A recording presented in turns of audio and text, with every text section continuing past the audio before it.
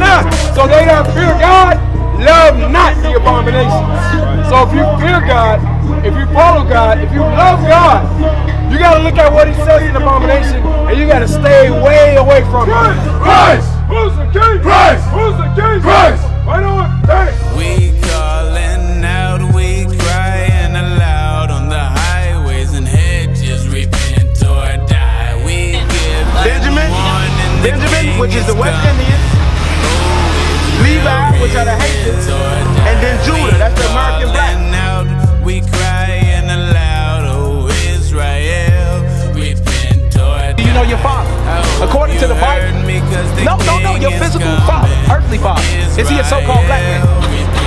Where's he from? Jesus is Lord. Oh, Jesus is Lord. Jesus is Lord. Oh, so get your mind right. My fierce anger for all the earth, everywhere you go. I don't care how many so-called white people got these bunkers. All the earth shall be devoured. be what? Devoured. You ever seen a pit bull by the pool? You ever seen that? It ain't a pretty sight, is it? That's what's gonna happen. Get your mind right.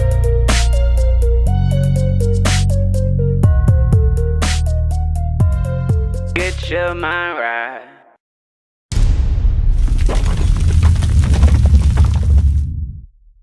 The book of Deuteronomy, chapter 28, verse 64. And the Lord shall scatter thee among all people. So during the slave trades, they're doing colonialism. They was taken from our homeland, because I'm from the tribe of Gad. I came over here before everyone else. My parents, my forefathers was here. We brought that out on the land of Asphalt, right? So we were scattered abroad, things different happened to us. Keep going. From the one end of the earth, So from one end of the earth, even unto the other. even to the other. So we came from our homeland, Jerusalem, went through the Exodus, ran around through Egypt trying to avoid persecution and death and dishonor. Now we're in different states and everything like that, different colonies, because we don't have a state of our own. Keep going. And there thou shalt serve other gods. So we're saying now that we're in these other lands, now we're serving other gods. We're serving wood and stone. We're serving Islam. We're serving Catholicism, Christianity. We're serving Buddhism, all kinds of different things that we flock to for no reason. We have all these questions and we're like, oh, well, let's go over there because all lives matter. That's lies. None of that is what's really true. It doesn't come out in the scriptures. That's right. Keep going. Which neither thou nor thy fathers have known. So all these things that we're going over now, our fathers didn't know these things back then, meaning we didn't follow them. We didn't accept them. We cast those things away. It's like, look, you coming at us with a cross, or you coming at us with the Mother Mary, we're not going to go with that. We're going to cast you out and do away with you. You coming at us with, black pride over the scriptures, we're not going with that. We're going to discard you, because that's foolishness. It doesn't do anything for us. That's We've right. been saying the same questions over and over and over again for more than 400 years, and we're in the same position we're in now. That's right. Only thing is, instead of having chains literally on your feet and being whipped, now you working 9 to 5. Now you pay taxes, and then you got to pay it again at the end of the year. Then you got child support, things like that. Those are the slave chains that we're riding in now. Keep going. Even wood and stone. Once the wood and stone, you got the Christianity cross for the wood. You got Islam for the stones, going around to the cobblestone and everything like that. But our people want to flock to it, but we don't fully go into it. You'll hear, oh, I'm a Moor, or oh, I'm a Masonic, or I'm a 5%er. Well, what's your works for that? I don't know. I do this and I do that. It makes me feel good. Our people flock to what makes us feel good, and it's temporary. You know, the Lord is a man of war. It's in Exodus. Yeah. So, in correlation with what makes us feel good, it's very temporary. That's why you see drugs run rampant. It gives us a false state of euphoria, false hopes, right? But this here is something that says about the Lord and what he really is. Keep going. The book of Exodus, chapter 15, verse 3. The Lord is a man of war. What? The Lord is a man of war. So war does not make people feel good. War is an action. It changes you. It makes sure that you come in one way, you go out another. That's how it is. When you look at our soldiers, when they go out, they fight, they go and they leave home. They're young, they're naive. Oh, I want to go in and make money. Then they come back home, they've seen things. things change. This is a spiritual battle. We're not fighting physically. Get that too. What we got to do is we got to fight mentally. We have to make sure our children learn to say, don't date other children. Don't go up saying, oh, this is my boyfriend, this is my girlfriend. Don't sit there and go to the clubs knowing that they're going to get shot up because someone disrespected another sister. Go ahead. This is the book of 2 Corinthians chapter 10, verse 4. For the weapons of our warfare. So this war that we're fighting right now, the weapons of our warfare are not carnal. They're not carnal. So you see us, we're in order, militant, we got structure and order what God set up, but we're not going out there literally putting boots to people's necks saying, do this or die. We're bringing out the word. We're bringing out the warning before the judgment comes. But mighty through God to the pulling down of strongholds. So our fight is according with God. We pull down strongholds. We pull down the Christianity in your minds. We pull down the structure of saying marriage is 50-50, but my wife's going to walk out and take everything with a prenup. We pull down the thought of, oh, I have to sign an agreement saying that I'm going to be head of my household, but my wife is really running everything. That's not how the scriptures say things are supposed to be. Keep going. Casting down imaginations. So those imaginations saying that this is right, that's right, this feels good, but I'm not sure, we cast that down. If you can't prove it with the scriptures, would last forever, it's not right. And every high thing that exalteth itself. So the things that exalt themselves, when you look at our own vainglory, when you look at, oh, I'm a man, I want to be treated like a man, but I'm walking around with my pants sagging. Right. I want to be a man, but I'm walking around selling dope to my kids. Right. I'm making little kids run around and do drug deals and things. Or I'm starting a militia with little kids and guns. That's not what real men do. We have to learn that and teach other men how to be men. That's right. And we wasn't taught that. That's a hard thing to do. Teach something you wasn't taught. Yeah, go ahead. This is the book of 1 Kings, chapter 2, verse 2. I go the way of all the earth. Be thou strong, therefore, and show thyself a man. So he's saying that we go everywhere. We're in the slums. We're in the suburbs. We go overseas. We go to different countries. We go and make sure that our people wake up. Regardless of where they are, we're going to be there to show our light and make sure they know these brothers are what's really true. These brothers are the ones that sticking around, had their households in order. These brothers have the lowest rate of divorce and highest rate of childbirth and marriage. They making sure that their neighborhoods are being built up. We buy from our own, sell from our own, raise our own. Showing yourself a man approved. And keep the charge of the Lord thy God. So the charge of the Lord is keeping the commandments. Get the whole matter real quick to get that. So we're going to bring proof that what we're saying, you got to wrap up the whole thing. You got to do everything. You can't pick and choose or cherry pick the scriptures and say, I like this, but I don't like that. We can't say, oh, I like being head of my household, but I don't like not eating pork or not eating shellfish or going to carnival and having orgies everywhere. We can't say that we want to do that. You know, I know our people do these things. That's what we live for. That's not true. That's not what we're supposed to do. Quick. The book of Ecclesiastes, chapter 12, verse 13. So to sum up, what we are doing, bringing out to you and make sure that we teach people the right things. Let us hear the conclusion of the whole matter. Everything that we're saying, when we say repent, you got to make sure you keep the laws. Fear God. So you fear God, you fear those judgments. If you fear something, you're going to respect it. Like you fear the police. You're not going to run up to them blasting music saying, oh, down with that, I'm going to go against it, because you fear the judgment. That's what we have to do with God. We have to fear God's judgment. Right? And keep his commandments. So you keep the commandments, you make everyone better. All right? Kind of got that? Got it? Cool.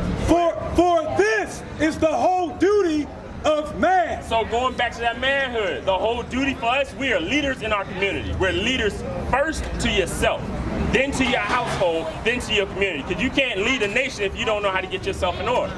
All right? Set the house in order. So that topic, like being a righteous man, being a real definition of how do I raise up other people? Because I'm 27. I didn't learn this as a child. I wish I had, because I would have been better. I'd be different right now. My household would have started in order. I wouldn't have been out there clubbing and hoeing around, chasing after women, knowing that's a walking STD. And still like, I want to take that risk anyway because it makes me feel good. That's not what men do. That's what boys do. They think like boys. That's right. When you become a man, that changes. This is the book of 2nd Esdras, chapter 14, verse 13. Now therefore, set thine house in order. So how do you set your house in order? Following the law. There you go. It's very simple. It's a very easy thing to do, right? And reprove thy people. So you go after you set your house in order by following the laws. Now you go out and you teach your people. You reprove them and say, you're messing up. Get this straight. Don't shave your beard. Like, I know it's rough. Colored people are not meant to shave our facial hair. We break out, we have scabs, scratches, and itches, it dries our hair. We're not meant to do that. That's other nations.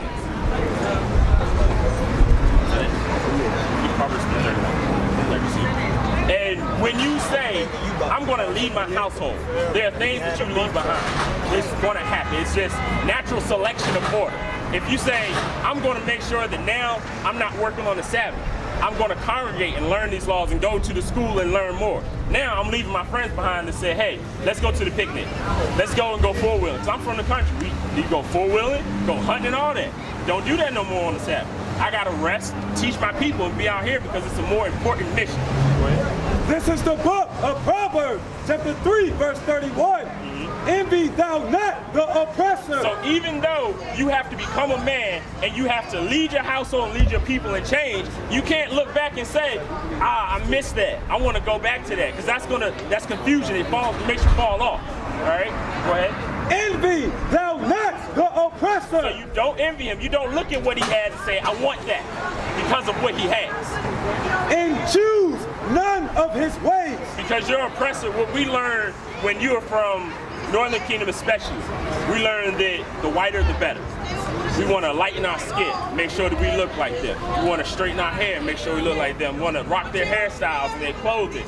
We follow their religions and everything. We can't do that. We have to not envy those things because it makes us feel good. You know, when you say, I'm going to go to my house, like, are you married? Okay, so when that happens, right? Let's say, for instance, you was.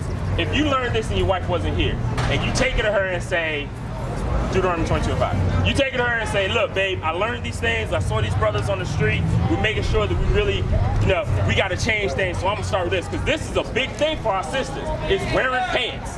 Our sisters cannot get out of that. Right. With all the health risks that comes with it, they still want to do it because it makes them feel good. They get the compliments, the cat call. Oh, that sister look good. That's not the case.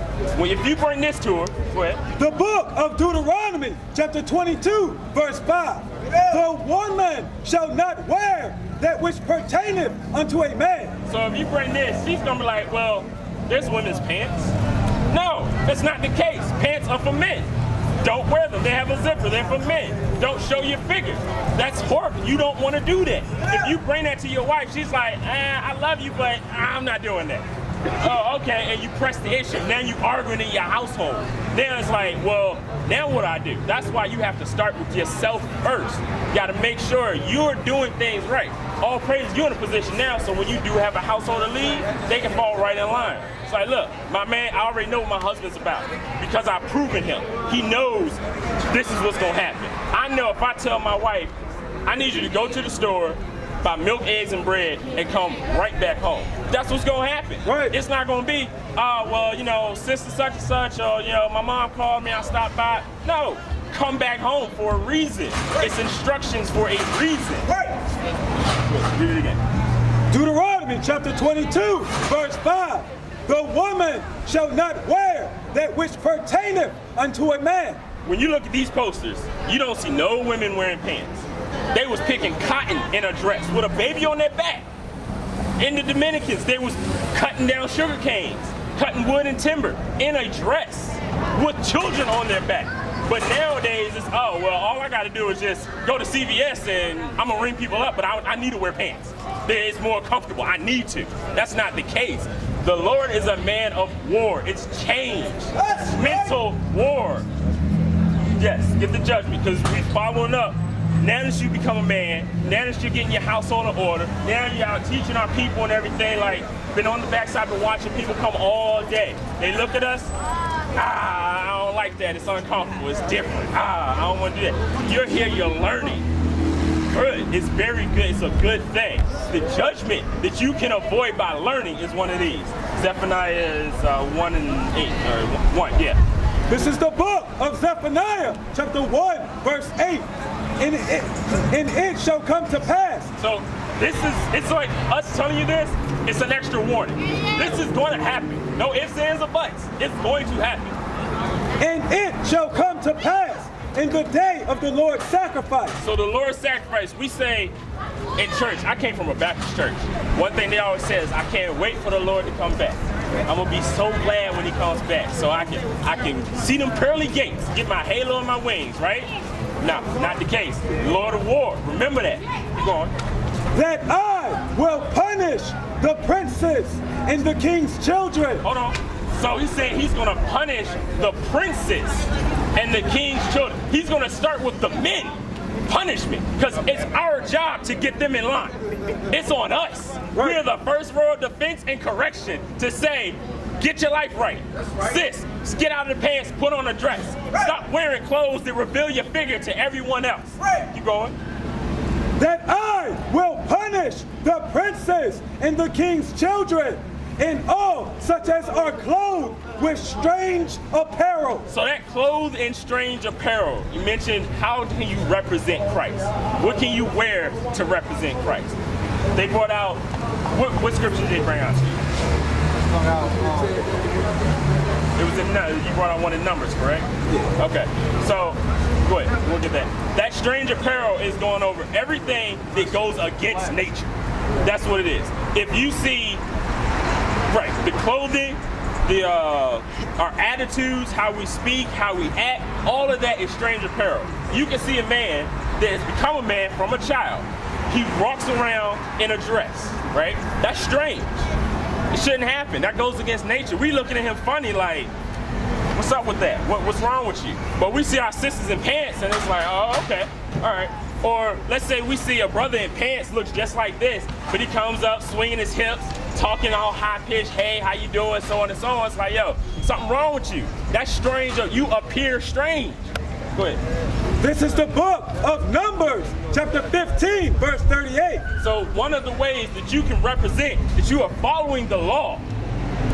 Speak unto the children of Israel. Moses got this word from God and said, tell the children. He was a man. Tell the children, you got your house in order, now grow the people.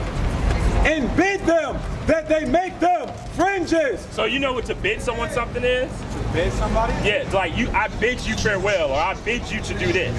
Something to do well? Right, you're telling them there's no choice. Do this. Okay. there is no, oh, if you have the ability, if you want to, if it's uncomfortable, look, do this. Yeah, it's not a suggestion. It's a stern command. Okay. Go ahead. And bid them that they make them fringes. So they're saying to make fringes. When you look up fringes, it's the hem of your garment. So it's going around on the bottom. That's you see these here. They're individual pieces that you can see. If I see these brothers walking up the street, even if we're in regular clothes, I can spot fringes and say, that's my brother, he's keeping the law. I can speak with him. We can chill and vibe together because I know we're the same mindset. Go ahead. And bid them that they make them fringes in the borders of their garments. So it's saying the borders of your garments. This is going to be the outer part. The part that literally the border constricts what you're doing. That's what fringes do. They help you. It's a physical representation of your mental restriction. Right. Go ahead. Throughout their generations. So all of your generations, from you, your children, your grandchildren, your great-great-grandchildren, put on fringes. Not an option. Do it. And that they put upon the fringe of the borders a ribbon of blue. So along with fringes, it's a ribbon of blue. That blue, it helps seal the fabric in. It makes sure that it doesn't budge. There is no going with it. That's right. It's the blue right here. You look at all these brothers, it's a variation, it's a color of blue. All right? Go ahead. And it shall be unto you for a fringe, that ye may look upon it and remember all the commandments. So remember what I was saying earlier. If I see that brother, I see him over there in different clothes. Oh, I know that brother. Right. For instance, the brother right there. I see him come up. Hey, Shalom, I know that brother. We can vibe together. That's cool. I can trust this brother. He can come over to my house and not steal from me. The brother, he can sit there and we can go out to lunch as a family and he's not gonna be looking at my wife's side-eye trying to sneak or something under the table. That's what that says. It's saying that you keep all these laws, I can trust you. Go ahead. And that they put upon the borders of the borders a ribbon of blue. And it shall be unto you for a friend, that ye may look upon it and remember all the commandments. So that fringe helps you remember everything. All of them, not just the 10, all 660 something of it. It's like 665 or something like that. It helps you remember all of them. Saying that it helps you remember to treat my wife respectfully. It helps you remember not to steal from the neighborhood man, not to sell drugs to the kids, not to sit there and just knock someone up against their house. This is what it helps you to remember. Hey, hold on, man. If you got a question, we'll deal with it. Keep reading. Hold on. The Lord True wisdom. and do them. What is the beginning of true And wisdom? that ye shall see, not after What is the your beginning own of true heart. wisdom? Hey, hold on, man. We just going Get over outta that. here. This is the beginning of true wisdom. These scriptures Israel. right here. So hold on, Israel. all right? You keep these commandments. You make sure that you remember that. What is the It's going to beginning help of you true remember wisdom? all of them. Thou and get your shalt not household back. lie. Huh? Back up. And that ye see, not after your own heart. Hey, don't pay attention to that, man. That's why we got brothers out here. We're going to make sure that everyone stays safe, all right? You need 20 Yeah, motherfuckers. right. You need a minute. We're going to pause that side You're step real quick. still. This is the book of Mark, chapter 4, verse 15.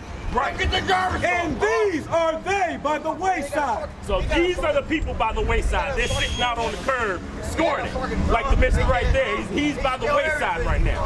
Go ahead. Where the word is sown. So the word is coming out.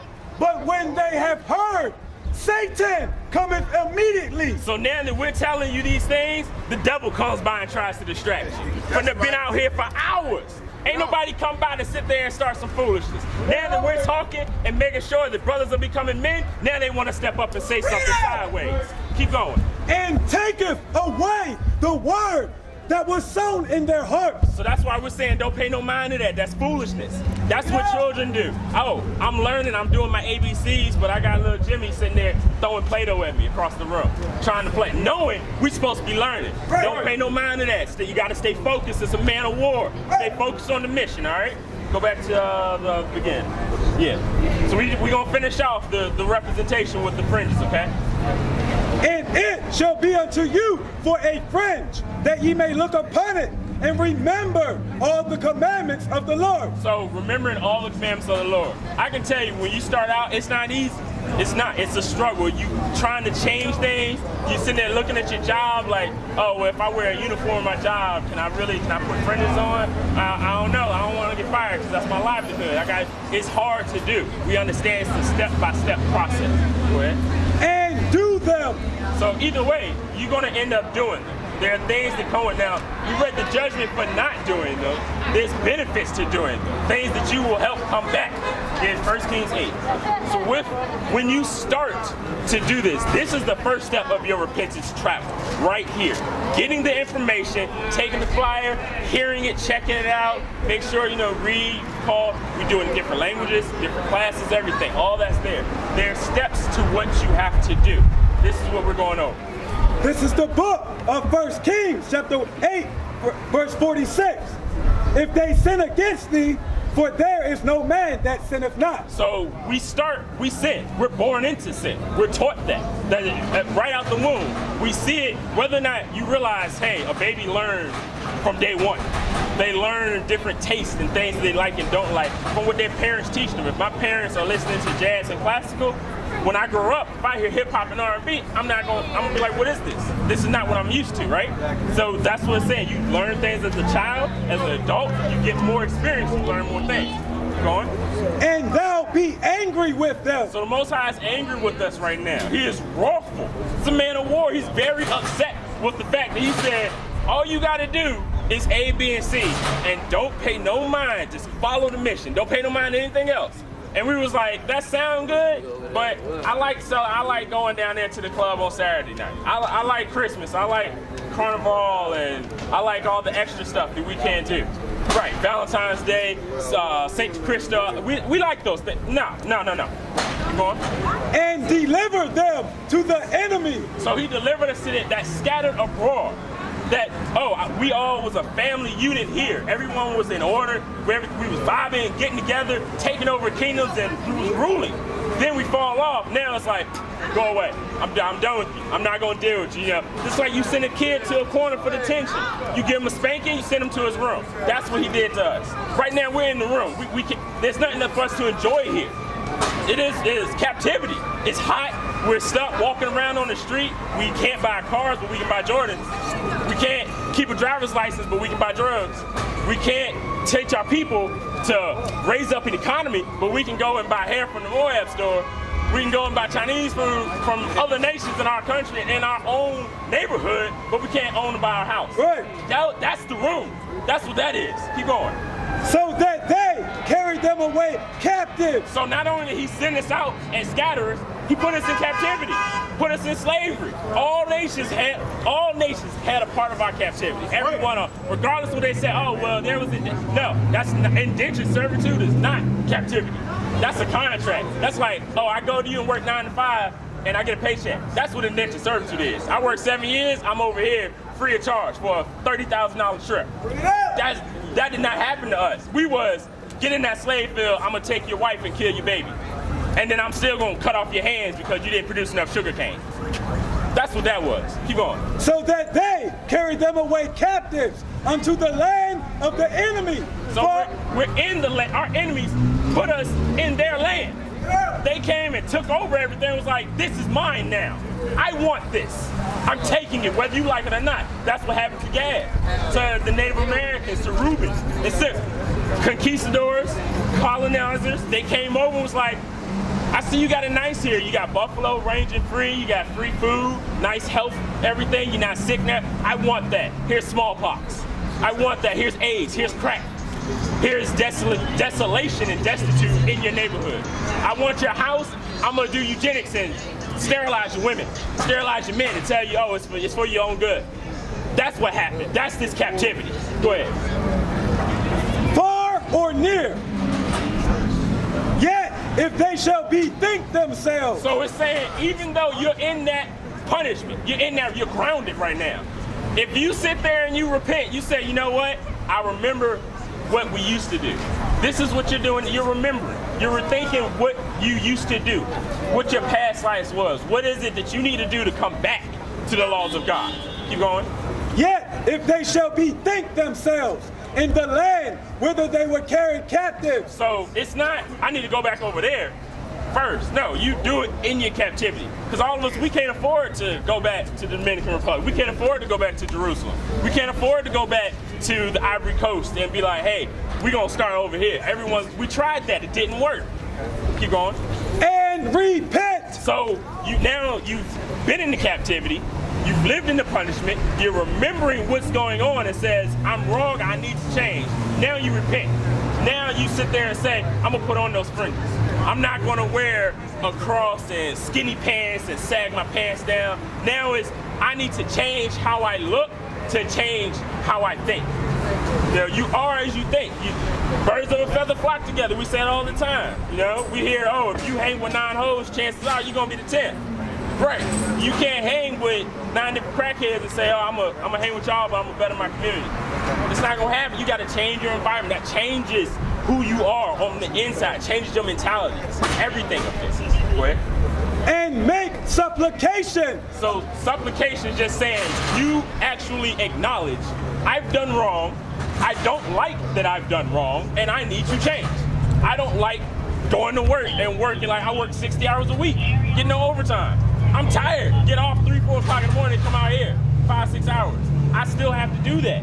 It's part of my captivity, part of my judgment for breaking the law. Go ahead. And make supplication unto thee in the land of them that carried them away captive. So we make our supplication to God, to the Most High. We don't go to the church and say, oh, or we don't go to confessional and say, Pastor, you know, I sinned this week. Father, forgive me. I watched porn. And then you leave and do it all over again. We don't do that. You say, Most High, I messed up. I used to rob. I used to steal. I would do drugs, be in the street. And we cut all that loose.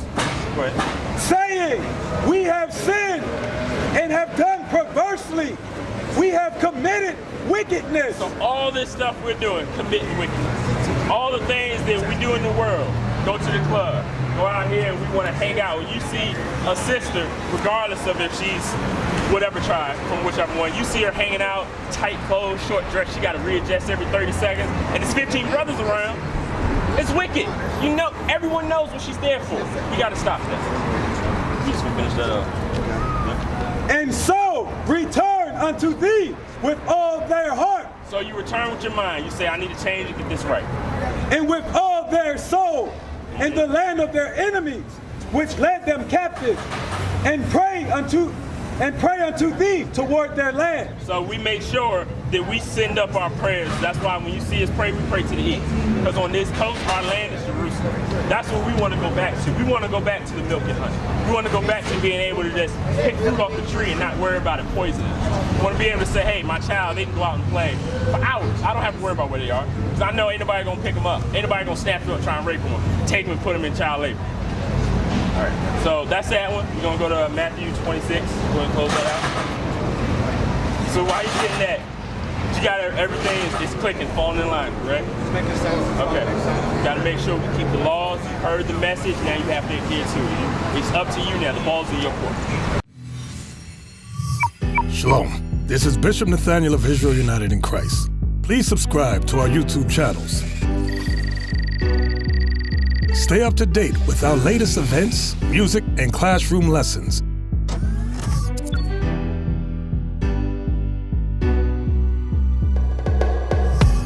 IUIC plans to continue visiting different countries where this gospel has not been preached before. IUIC needs your help in pushing this truth.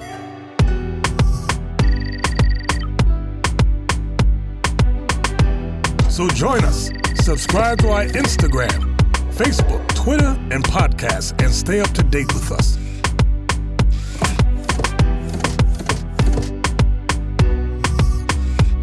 For more information, please visit www.israelunite.org.